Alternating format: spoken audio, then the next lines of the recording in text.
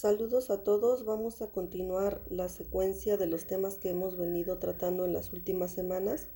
y ya para cerrar justamente esta secuencia de temas, en esta ocasión vamos a hablar de la parte esencial de la penología, que es precisamente la ejecución penal. Vamos a ver cuáles son las disposiciones de nuestras leyes acerca de la ejecución de las penas y por supuesto qué es lo que le caracteriza en nuestro sistema legal.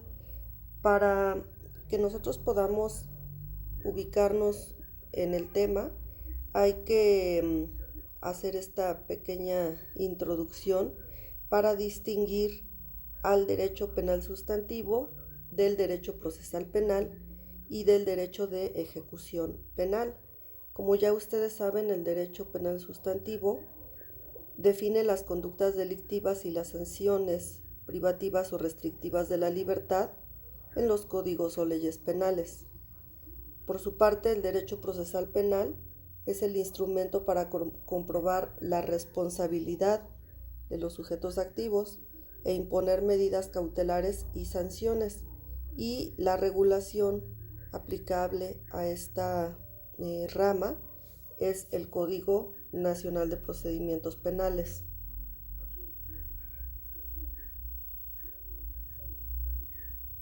Por su parte, el derecho de ejecución penal comprende el conjunto de principios y normas que regulan las actuaciones y relaciones administrativas, procedimentales y procesales en el cumplimiento de las resoluciones judiciales privativas de la libertad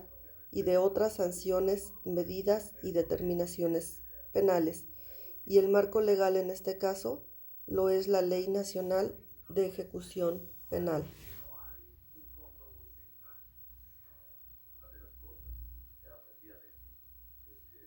Temas además que están íntimamente relacionados con el debido proceso. En cuanto al fundamento constitucional, lo encontramos en el artículo 17, párrafo quinto, en lo relativo a la plena ejecución de las resoluciones de los tribunales, artículo 18, párrafos primero a cuarto, artículo 19, último párrafo,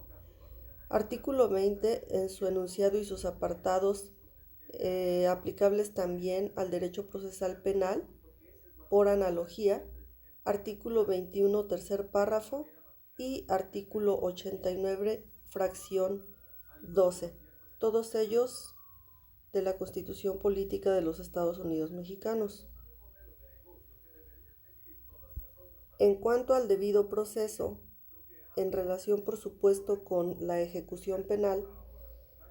ya habíamos comentado que el debido proceso consiste en un conjunto de actos que sirven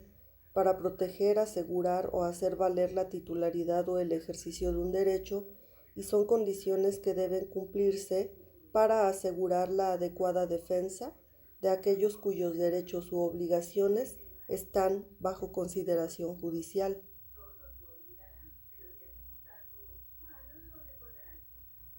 Dentro de la esfera propia del derecho de ejecución penal, el debido proceso deberá garantizar que la justicia se separe de la venganza mediante la aplicación de principios y normas sustantivas, procedimentales y procesales, garantes del cumplimiento de lo decidido por los jueces del proceso como instancia declarativa, así como lo relativo a la coercibilidad o ejecutabilidad de las decisiones adoptadas por los propios jueces de ejecución penal.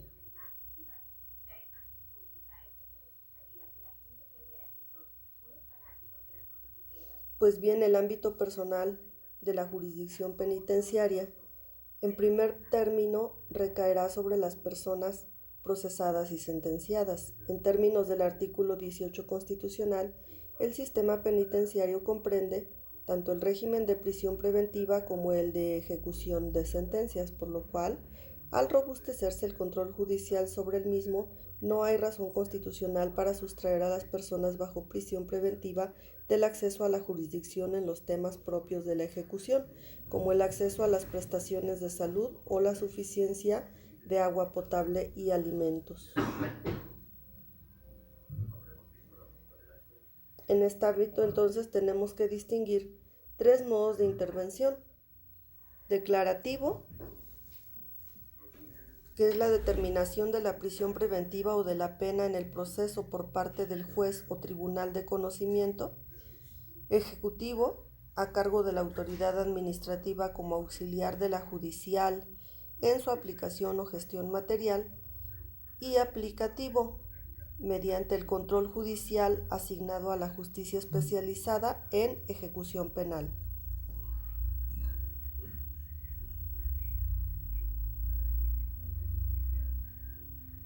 Y tal como mencionamos previamente, existe una ley especial de ejecución penal, que es justamente la Ley Nacional de Ejecución Penal, y que tiene por objeto establecer las normas que deben observarse durante el internamiento por prisión preventiva, en la ejecución de penas y en las medidas de seguridad impuestas como consecuencia de una resolución judicial. En segundo término, establecer los procedimientos para resolver las controversias que surjan con motivo de la ejecución penal. Y en tercer término, regular los medios para lograr la reinserción social.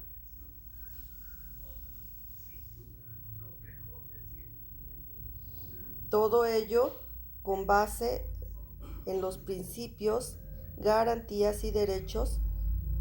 que se encuentran establecidos en la Constitución y los tratados internacionales de los que el Estado mexicano sea parte, y por supuesto en la ley.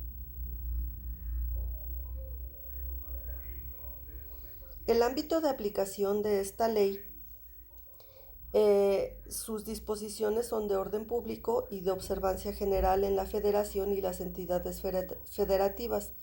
respecto del internamiento por prisión preventiva, así como en la ejecución de penas y medidas de seguridad por delitos que sean competencia de los tribunales del fuero federal y local, según corresponda. Resulta entonces pertinente que hagamos una distinción entre el derecho penitenciario y el derecho de ejecución penal, porque por supuesto es común que se confundan. Sin embargo, como podemos ver a partir de este cuadro, son diferentes. El derecho penitenciario obedece a un modelo de gestión penitenciaria de la prisión bajo la Ley de Normas Mínimas Federal y leyes locales de ejecución de penas o de sentencias. El derecho de ejecución penal obedece a un modelo de debido proceso y justiciabilidad de los derechos en reclusión bajo una ley nacional de ejecución penal. Por su parte, el penitenciario comprende actividades para la readaptación social solo para personas sentenciadas, una clasificación criminológica o criminodiagnóstico de los internos para definir su ubicación en el centro, el uso del estudio de personalidad como herramienta para diagnosticar las causas que llevaron a una persona a delinquir y pronosticar su futuro comportamiento, y se aplica en la etapa o fase de ejecución penal, entendiendo que la ejecución empieza con la sentencia condenatoria. En cambio, el derecho de ejecución penal comprende los servicios para satisfacer los derechos humanos de las personas privadas de la libertad, incluyendo a quienes están en prisión preventiva, la ubicación de los internos de acuerdo con criterios objetivos y un esquema de control de tiempos y movimientos de las personas reclusas orientado a la protección de los internos más vulnerables. Se eliminan dichos estudios puesto que constituyen una intromisión excesiva a la intimidad de la persona y no se relacionan con la gobernabilidad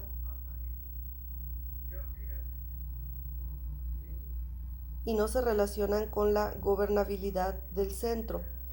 La ejecución penal ya no es una etapa ni una fase, sino una instancia que se inicia desde el primer día de internamiento. Por su parte, el derecho penitenciario, para determinar la peligrosidad, realiza la calificación sobre la personalidad del individuo a partir de datos objetivos y subjetivos por los que se determina la propensión o proclividad a delinquir. La persona privada de la libertad objeto de un tratamiento técnico progresivo e individualizado. Programa de readaptación con un sentido curativo o correctivo. El fin de la pena consiste en la aplicación de técnicas correctivas para que el individuo pueda vivir en libertad sin delinquir. La persona interna está sometida a la autoridad administrativa. No existía un recurso ordinario y sencillo para hacer valer sus derechos frente a la autoridad administrativa. En cambio, en el derecho de ejecución penal, la responsabilidad se encuentra determinada por otros parámetros. La persona responde por los hechos causados por su conducta en reclusión, con independencia de los hechos por los que haya sido condenado. La persona privada de la libertad bajo un sistema de derechos y garantías correlativos a las facultades y deberes de las autoridades. El plan de actividad es similar a la planificación cotidiana de una persona en libertad. Cursos, esparcimiento, lecturas, trabajo y otras actividades elegidas por la persona interna hace posible armonizar el proyecto de vida de los internos con la gobernabilidad del centro. La sanción es vista como una consecuencia jurídica de un hecho delictivo y no tiene por función transformar a la persona. La autoridad administrativa interviene como auxiliar del juez de ejecución penal o parte demandada y debe cumplir las determinaciones judiciales. Como podemos ver entonces, son muchas las diferencias entre lo que podríamos llamar el anterior derecho penitenciario y el nuevo derecho de ejecución penal. La Ley Nacional de Ejecución Penal fue promulgada para administrar y atender las necesidades y finalidades constitucionales relativas a la reinserción social. Esta ley complementa el marco legal del sistema procesal acusatorio instaurado a partir del año 2008. Antes de esta ley se promulgaron también el Código Nacional de Procedimientos Penales, la Ley Nacional de Mecanismos Alternativos de Solución de Controversias y la Ley General de Víctimas, esta última de hecho desde el año 2010. La Ley Nacional de Ejecución Penal, dentro de sus disposiciones generales, vamos a resaltar algunas, las que a criterio de su servidora resultan trascendentes para tener una idea del contenido de esta ley. El título primero se compone de 3 capítulos que tienen los siguientes contenidos. El primero recoge aquellos aspectos relacionados con el objeto de la ley, ámbito de aplicación y supletoriedad. Se apunta en la ley que con base en los principios, garantías y derechos consagrados en la Constitución, tratados internacionales de los que el Estado mexicano es parte y de la ley, el objeto de esta ley consiste en: primero, establecer las normas que deben observarse durante el internamiento, prisión preventiva, ejecución de penas y medidas de seguridad impuestas como consecuencia de una resolución judicial. Segundo, establecer los procedimientos para resolver las controversias que surjan con motivo de la ejecución penal. Y tercero, regular los medios para lograr la reinserción social.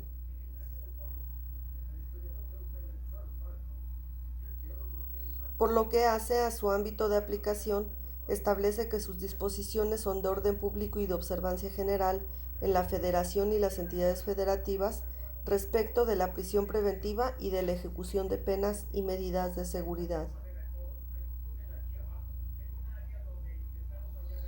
La Ley Nacional de Ejecución Penal reconoce como principios rectores del sistema penitenciario los de dignidad, igualdad, legalidad, debido proceso, transparencia, confidencialidad, publicidad, proporcionalidad y reinserción social, esto de acuerdo con el artículo 4, referidos al desarrollo de los procedimientos dentro del sistema penitenciario. Los principios implican, en cierto modo, una limitación al actuar de la autoridad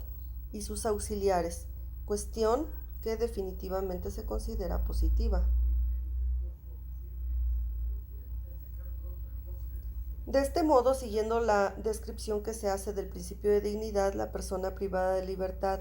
será considerada como titular y sujeto de derechos, y por ende no debe ser objeto de violencia o arbitrariedades por parte del Estado o los particulares. Se desprende de este principio un cambio radical en la concepción de la ejecución penal, al considerar que las personas privadas de libertad, ya no como objetos de derecho, sino como sujetos de los mismos, aspecto que se traduce en la asunción del principio de reinserción, entendida como restitución del pleno ejercicio de las libertades tras el cumplimiento de una sanción o medida ejecutada con respeto a los derechos humanos, y ya no la de resocialización, que se consideraba más propia de modelos poco garantistas.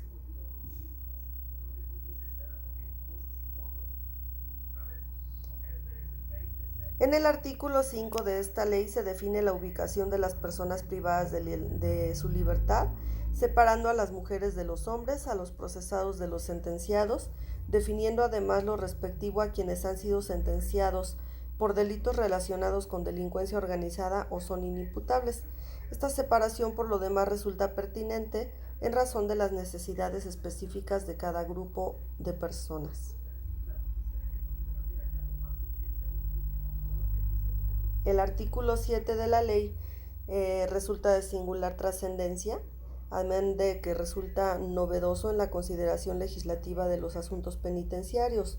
No solo integra expresamente a los poderes judicial y ejecutivo en el cumplimiento y aplicación de todo aquello que dispone la ley, imponiéndoles la obligación de cooperación con las autoridades penitenciarias que intervienen en la ejecución de la prisión preventiva, así como de las sanciones penales y medidas de seguridad,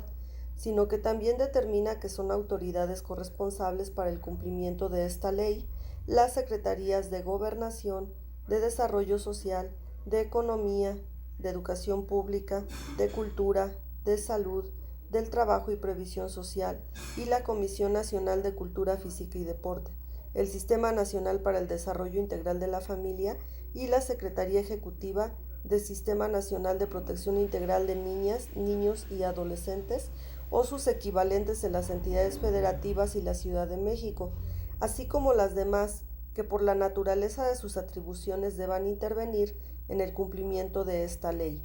Las mencionadas oficinas gubernamentales serán las encargadas de diseñar e implementar distintos programas de servicios para la reinserción, tanto al interior de los centros penitenciarios como en los servicios postpenales.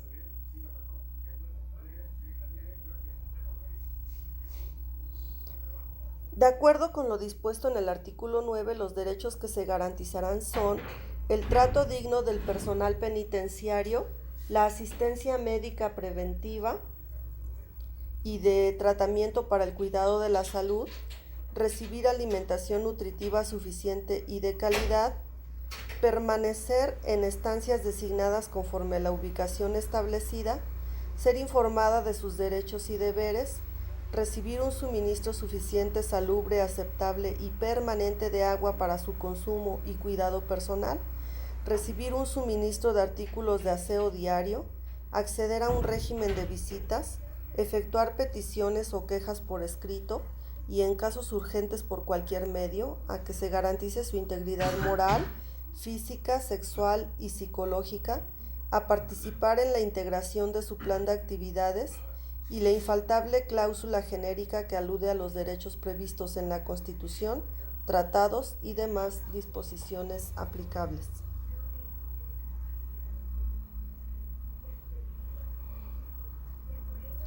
Por lo que hace a los derechos de las mujeres privadas de libertad, además de los que ya señalamos, son puntualmente señalados en el artículo 10 y destacan el derecho a la maternidad y la lactancia, a recibir trato directo de personal penitenciario del sexo femenino, específicamente en las áreas de custodia y registro, a contar con instalaciones adecuadas y artículos necesarios para una estancia digna y segura, siendo prioritarios los artículos para satisfacer las necesidades de higiene propias de su género, a una valoración médica exhaustiva para determinar sus necesidades básicas y específicas, a recibir atención médica en hospitales o lugares específicos del centro penitenciario, a conservar la guarda y custodia de su hija o hijo de menos de 3 años, a recibir la alimentación adecuada y saludable para sus hijas o hijos acorde con su edad y necesidades de salud, a recibir educación inicial para sus hijas e hijos, vestimenta acorde a su edad, etapa de desarrollo y atención pediátrica.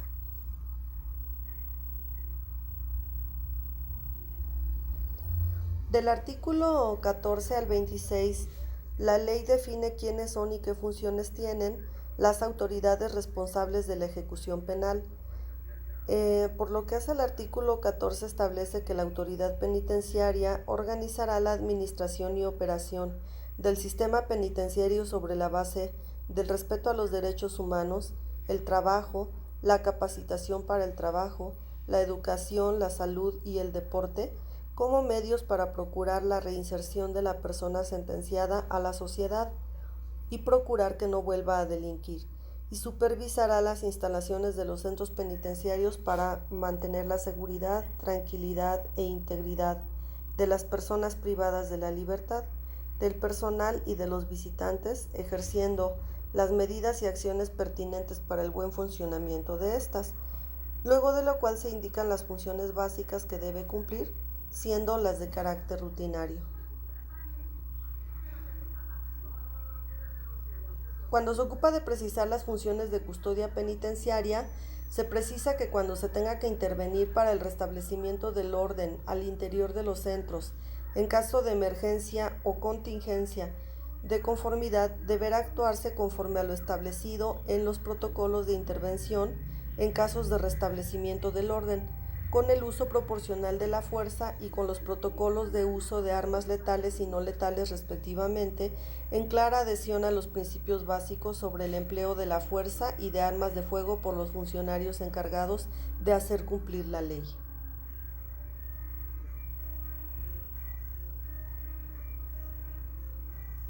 En cuanto a las competencias de los jueces de ejecución,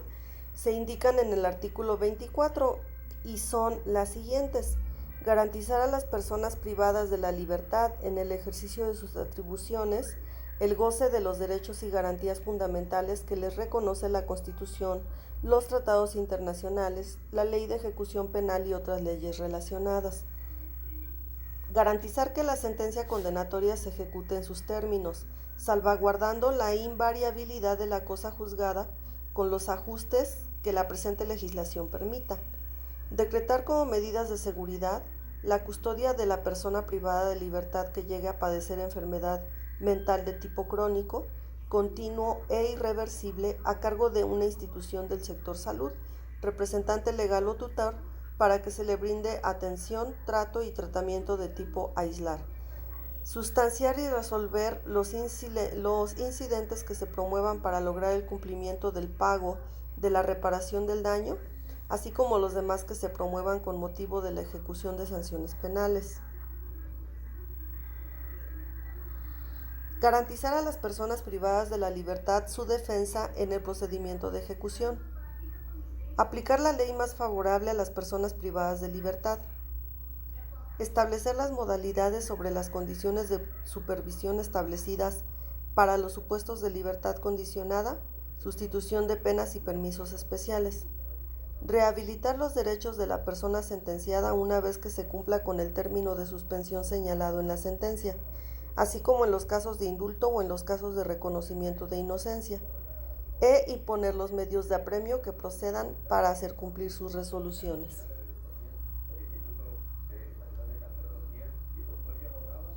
También resulta novedosa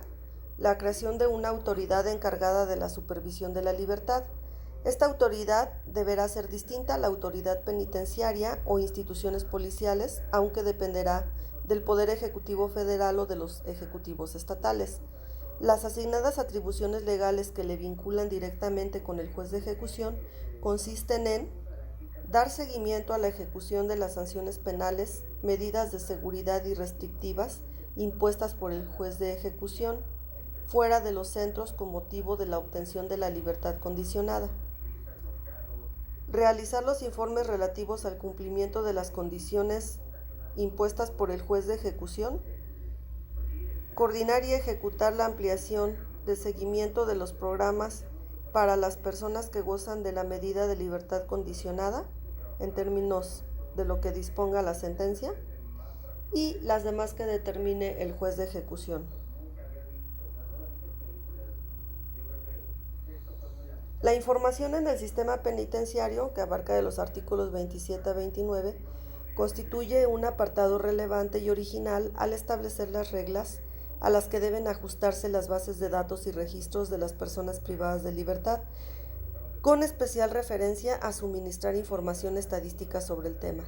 Sobresale la obligación de realizar un registro de niñas y niños que viven con sus madres en prisión, aspecto que garantiza la preservación de los derechos de los mismos, cuya especial circunstancia podría ponerles en situación de vulnerabilidad.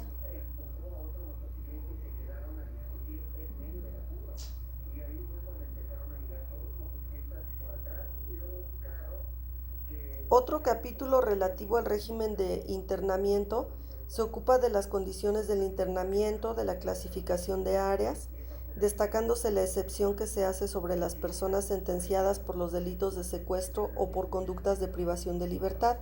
quienes deberán compurgar su pena privativa de libertad en espacios especiales, aunque ubicados dentro de los centros penitenciarios. Esto de acuerdo con el artículo 31. Este mismo capítulo trata de los servicios, protocolos de protección civil, de ingreso y egreso, de las medidas necesarias para poner en libertad inmediata a la persona privada de la libertad, de capacitación en materia de derechos humanos, del uso de la fuerza, de manejo de motines, evasiones, incidencias, lesiones, muertes en custodia, de revisiones a visitantes, de revisión a personal y de la población en el centro, de resguardo de personas privadas de libertad en situación de vulnerabilidad, etc. Atención médica de personas indígenas privadas de libertad, mujeres privadas de la libertad con hijas o hijos y medidas de vigilancia especial dirigidas a personas privadas de la libertad por delincuencia organizada o que requieren medidas especiales de seguridad.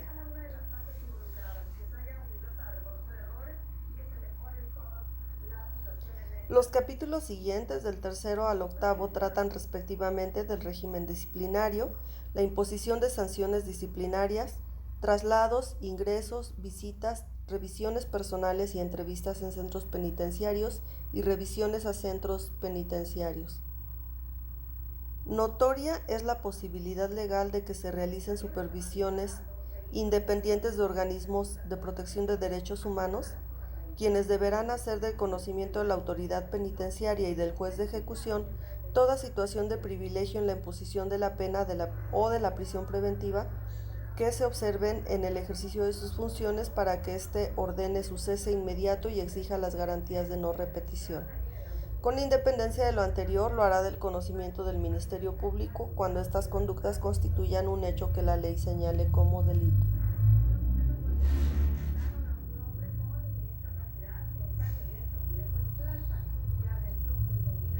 Este apartado de la Ley Nacional de Ejecución Penal es uno de los más interesantes, también innovador en el sistema jurídico nacional. La designación del título advierte de su contenido, mismo que se fragmenta en dos procedimientos, uno de naturaleza administrativa y otro de tipo jurisdiccional. El procedimiento administrativo se sustancia ante la autoridad penitenciaria con alguna intervención del juez de ejecución, especialmente cuando surgen controversias sobre las condiciones de internamiento, el plan de actividades o aquellas relativas a la duración, modificación y extinción de la pena o la medida de seguridad. El contenido de este título abarca el establecimiento de varias disposiciones generales en torno a los tipos de resoluciones que ejecutará el juez de ejecución, sentencias condenatorias y sentencias firmes, de acuerdo con el artículo 101,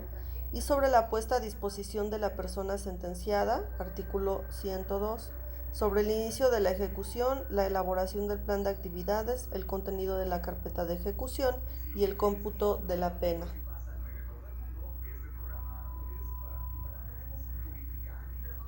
Este procedimiento se sustanciará siguiendo la lógica del sistema adversarial y oral, regido por los principios de contradicción, continuidad, inmediación y publicidad, en franca concordancia con los principios y sistema introductorio en la Reforma Constitucional de 2018, por medio del cual se adopta para la nación mexicana el sistema procesal acusatorio, indicado particularmente en el artículo 20 de la Carta Magna. En el caso del procedimiento jurisdiccional, las reglas disponen que serán partes procesales la persona privada de la libertad, el defensor público o privado, el Ministerio Público, la autoridad penitenciaria, el director del centro o quien lo represente, el promovente de la acción o del recurso, así como la víctima y su asesor jurídico. En este caso, cuando el debate esté relacionado con la reparación del daño y cuando se afecte de manera directa o indirecta su derecho al esclarecimiento de los hechos y la justicia. Los artículos 122 a 135 inclusive recogen todas aquellas directrices, indicaciones y prescripciones referidas a la formulación de la controversia, el auto de inicio, la sustanciación, las reglas y desarrollo de la audiencia, la resolución, la ejecución, los recursos y lo que concierne a la tramitación y resolución de la apelación. En suma, todas las reglas propias de un procedimiento en forma.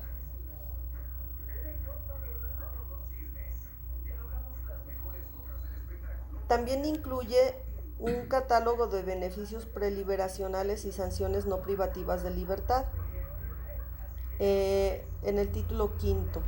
los apartados que desarrolla tratan de la libertad condicional, libertad anticipada, sustitución y suspensión temporal de las penas, permisos humanitarios, preliberación por criterios de política penitenciaria, sanciones y medidas no penales no privativas de libertad, medidas de seguridad, justicia terapéutica, medidas de seguridad para personas inimputables y justicia restaurativa. Especial mención debemos hacer a la justicia terapéutica y a la justicia restaurativa. En cuanto a la justicia terapéutica, el programa de este rubro es un beneficio de la sustitución de la ejecución de la pena que determina el juez de ejecución por delitos patrimoniales sin violencia, cuya finalidad es propiciar la rehabilitación e integración de las personas sentenciadas relacionadas con el consumo de sustancias bajo la supervisión del juez de ejecución para lograr la reducción de los índices delictivos. En cuanto a la justicia restaurativa, en el artículo 200 de la ley se indica que en la ejecución de sanciones penales podrán llevarse procesos de justicia restaurativa en los que la víctima u ofendido, el sentenciado y en su caso la comunidad afectada, en libre ejercicio de su autonomía, participen de forma individual o conjunta, de forma activa en la resolución de cuestiones derivadas del delito, con el objeto de identificar las necesidades y responsabilidades individuales y colectivas, así como coadyuvar en la reintegración de la víctima u ofendido y del sentenciado a la comunidad y la recomposición del tejido social. La justicia restaurativa se regirá por los principios de voluntariedad de las partes, flexibilidad, responsabilidad, confidencialidad, neutralidad, honestidad y reintegración. Destaca el señalamiento de que la justicia restaurativa procede para todos los delitos siempre y cuando exista un acuerdo de las partes. En caso de que el sentenciado se someta a este proceso, el juez de ejecución lo considerará como parte complementaria de su plan de actividades. Los requisitos establecidos por la ley para que el sentenciado pueda optar por este procedimiento son que acepte su responsabilidad por el delito cometido y participe de manera voluntaria, que la víctima por su parte dé su consentimiento pleno e informado, además de ser mayor de edad y verificar que la participación de la víctima y del sentenciado se desarrollen en condiciones seguras. Bien, pues eso es todo lo que tiene que ver con la ejecución de las penas y por supuesto la muy amplia y muy específica regulación que contiene la Ley Nacional de Ejecución Penal y que pues se convierte en el coronario de todo el procedimiento penal. Les agradezco mucho su atención. Espero que se encuentren muy bien y hasta la próxima.